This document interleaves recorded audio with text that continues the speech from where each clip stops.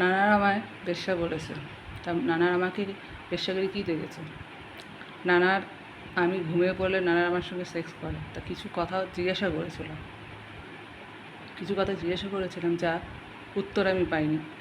যেটা সেক্স বয়রা করে সেটাই আমি বলেছি, বাট যেটা জানি আমি সেটাই, কিন্তু ওটার মানে আমি জানি না। সেটার মানেই জিজ্ঞাসা করেছিলাম, বলেছে পরে বলবে। সেই নিয়ে নানার অশান্তি পাকিয়ে একটা মেয়ের সঙ্গে রিলেশন করেছে। এখন সেটা সত্যি কি মিথ্যা সেটা রাজা জানে। রাজা বলছে না, জানি না। আর হচ্ছে আমি যদি সেক্স গার্ল হতাম তাহলে আমি অনেক ছোটোবেলায় হয়ে যেত। আমার মা মারা গেছে, বাবা অমানুষ, অনেক সুযোগ পেয়েছিল, অনেক ছেলের সঙ্গে শুতেও পারতাম, টাকাও রোজগার করতে পারতাম। অনেক কষ্ট করেছি, না খেয়েও ছিল, দিনের পর দিন না খেয়েও ছিল, তখন করিনি। আর এখন আমি খেতে পারি, সুস্থভাবে আছি, এখন আমি আমার চরিত্রের দাগ লেগে যাচ্ছে। তখন আমি কিছু করিনি, এখন আমার চরিত্রের দাগ। তার কারণ হচ্ছে রাজা বলেছে আমি বেশ্যা হয়ে গেছি। আসলে রাজা নিজে বেশ্যা ছোটোবেলার থেকে। ছোটোবেলা কোন টিচারের কাছে পড়তে যাও, ক্লাস 9-এ বর হচ্ছে বাইরে আর্মির কাজ করতো, তার সঙ্গে সেক্সুয়াল করে রাজা আমায় নিজে গল্প করেছে, নট আমি করেছি।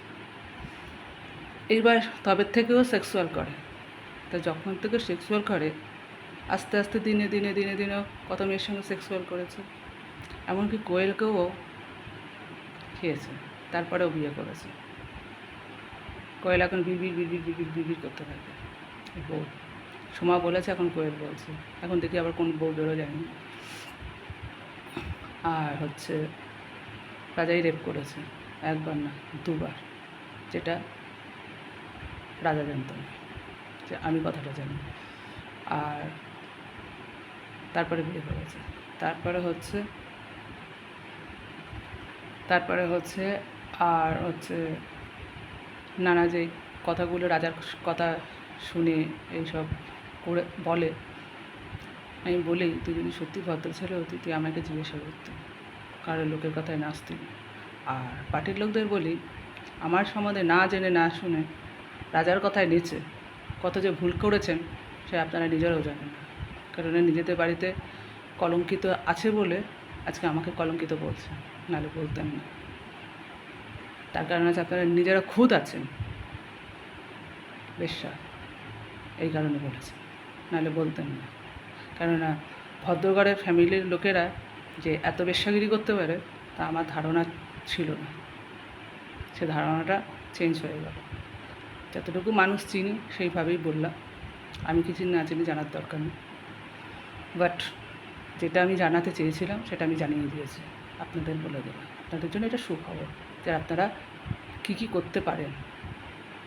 একটা মেয়ের পিছনে লেগে সেই ডিআইজি আছে, কী করে হলো, কিসের জন্য হলো, আমরা জানবো, আমরা এই করবো। আপনি আমার বিষয়ে জানতে পারেন না, কোনো রাইট নেই, আপনারা কোনো রাইট নেই যে আপনারা করছেন, কোনো রাইট নেই তো নেই। যা করছেন ইনলিগালভাবে, গালাতভাবে করছেন, যেটা আপনাদের করা উচিত হয়নি। কারণ উচিত। এবার আপনাদের সঙ্গে কিছু হলে আমিও কিছু বলতে পারবো না। কেন বলুন তো? যেহেতু আমার সঙ্গে গালাত হয়েছে, এবার আমার সঙ্গে যা কাজ করে এবার আপনাদের গলতি দেখলে আপনাদের তো তখন তো কিছু না কিছু বলবে, তাই না? কিছু বলবেন, কারণ হচ্ছে আমি আগে জনগণের পুলিশ, তারপর আমি থানার পুলিশ। এই যে আপনারা বলেন না আমি থানায় কেন যাই না, আমি কেন থানায় যাই না, কিসের জন্য যাই না, আপনাদের তো মাথা গলানো উচিত না। তার কারণ হচ্ছে আমি গুপ্ত ছিলাম, ভাইরাল করে দিয়েছে রাজা। কেননা ডিআইজি গুপ্ত ছিল, ভাইরাল ছিল না। কারণটা ওখানে।